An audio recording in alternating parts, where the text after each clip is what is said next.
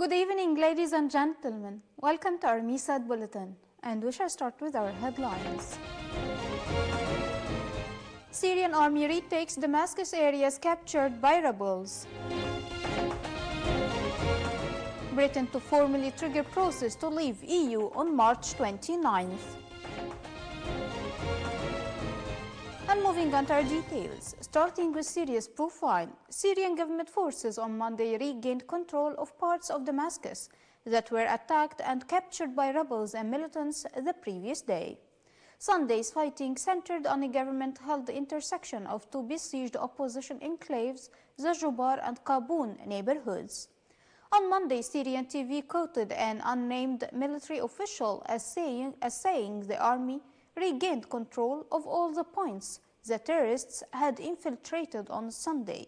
It also quoted Russia's ambassador to Damascus as saying one of the embassy's buildings was hit with a shell during the clashes. The Syrian Observatory for Human Rights said that in all 26 soldiers and pro-government gunmen were killed as well as 21 rebels. In relation to the profile, Russia's foreign ministry says the Israeli ambassador to Moscow was summoned to explain an exchange of fire last week between Israeli jets and Syrian government forces. Deputy Foreign Minister Mikhail Bogdanov said Russia expressed concern over the exchange in which Syria fired missiles at Israeli warplanes that were on a mission to destroy a weapons convoy destined for Hezbollah. Monday's report in Russia's RIA Novosti news agency quoted Bogdanov as saying that Israeli Ambassador Gary Kurin was asked about this incident. It's worth mentioning that Russia is a top ally of Syrian President Bashar al-Assad and was provided key military and political backing to his forces. On the other side of the world, Israel wants to boost cooperation with China in technology. Israeli Prime Minister Benjamin Netanyahu told China's premier on Monday as he led a large business delegation on a visit to Beijing to promote commercial ties with the Asian giant. Netanyahu said in opening remarks at a meeting with Chinese Premier Li Keqiang that Israel and China could explore many ways of technological cooperation. Earlier Monday, Netanyahu told a meeting of more than 600 Israeli and Chinese business people that Israel is well positioned to help China upgrade its products, services, and utilities with better technology. During his visit, Netanyahu also is to meet Chinese President Xi Jinping. On another side, the United States boycotts a session at the UN Human Rights Council that focuses on Palestine and other Arab-occupied territories, saying it is biased against Israel. State Department spokesman Mark Turner in a statement took aim at a recurring agenda item at the Council, which focuses on Israel and the Palestinian territories, the only one of its kind to focus on a single country at every HRC session, which was taking place on Monday. Turner also said the United States would vote against every resolution that might be put forward under the agenda item. On to England, Britain's government will begin the process of leaving the European Union on March 29th. Britain's ambassador to the 28-nation EU, Tim Barrow, informed the European Council President Donald Tusk of the timing on Monday morning, according to what the Department for Exiting the European Union said. Brexit Secretary Davis said, "We are on the threshold of the most important negotiation for this country for a generation. The government is clear in its aim, a deal that works for every nation and region of the UK and indeed for all of Europe, a new positive partnership between the UK and our friends and allies in the European Union." On to migration profile, Hungary's defense minister inaugurated a small military base on Monday on the country's southern border, full soldiers patrolling to prevent the entry of migrants. The defense minister said that base, built with the assistance of Austrian soldiers, would provide worthy conditions for the 150 troops to be stationed there.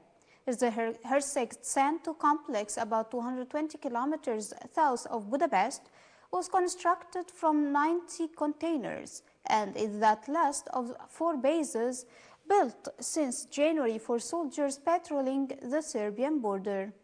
From another aspect, Prime Minister Viktor Orban said last week that a new fence being built on the Serbian border would withstand even a major surge of migrants.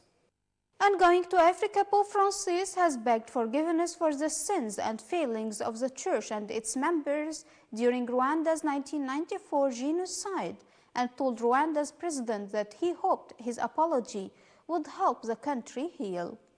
This came in an extraordinary statement after Pope Francis' meeting on Monday with President Paul Kagame.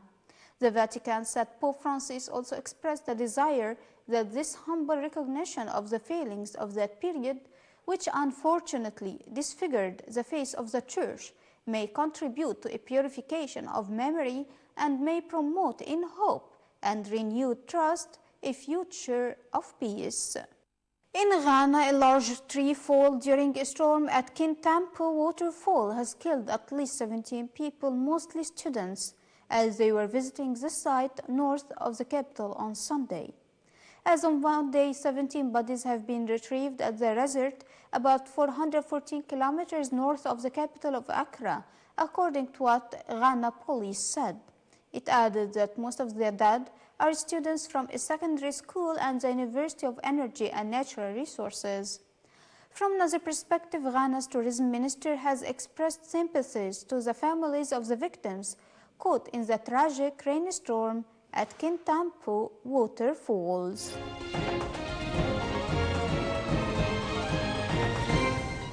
And moving on to our economic news. Global stock markets were trading lower on Monday after finance ministers from the world's major economies dropped a pledge to oppose trade protectionism.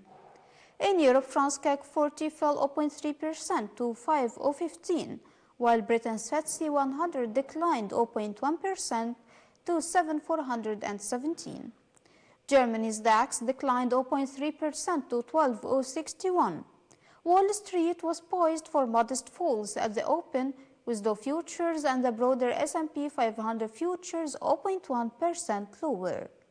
This came after finance ministers and central bankers from the group of 20 major economies dropped a pledge to eschew protectionism in a statement on Saturday under U.S. pressure.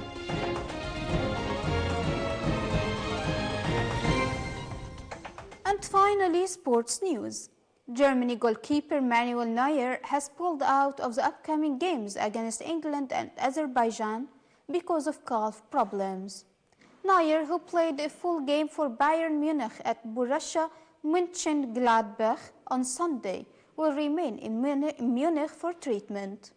The German Soccer Federation said coach Joachim Löw has called up Paris Saint-Germain goalkeeper Kevin Trapp in Neuer's place. This comes as world champion Germany plays England in a friendly in Dortmund on Wednesday before facing Azerbaijan in a World Cup qualifier in Baku on March 26. From another aspect, Germany leads Group C with 4 wins from 4 games with 16 goals scored and none conceded. And before ending our news, let's take another look at the most important headlines for today. Syrian army retakes Damascus areas captured by rebels. Britain to formally trigger process to leave EU on March 29th.